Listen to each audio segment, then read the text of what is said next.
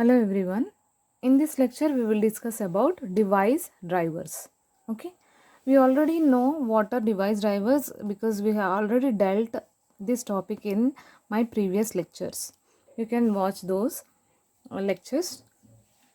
But here we will take up what actions are performed by the device drivers and everything. Okay.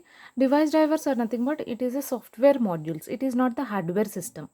Device controller is the hardware system, but device drivers comes under the software modules. Okay, these are plugged into the OS which will handle a device. Okay, these device drivers will be there in the operating system to handle the device. Okay, device drivers encapsulate device independent code and implement a standard interface in such a way that code contains device specific registers, reads or writes.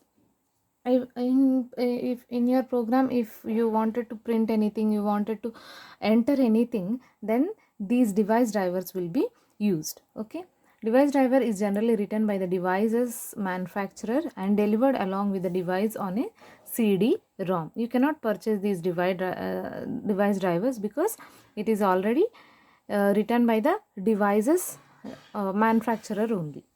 Okay. So here a program, user program will be there. This is the operating system and these are the devices. So here these drivers, which is the software system, will act as an interface between operating system and the devices. Okay, this device is a hardware system. Okay, when you plug this hardware device into your laptop, then something should be there to interact with the software system. Operating system is nothing but software. This is not the hardware system. Okay, so something have to be there to interact or to act as a mediator in between a hardware system and a software system. So device driver is a software system which acts as a mediator between operating system and device. Okay, so it will help in transmitting the data. So these are the few jobs performed by the device driver. So what will it do means it to accept request from the device independent software about which it will take the request from the device independent software.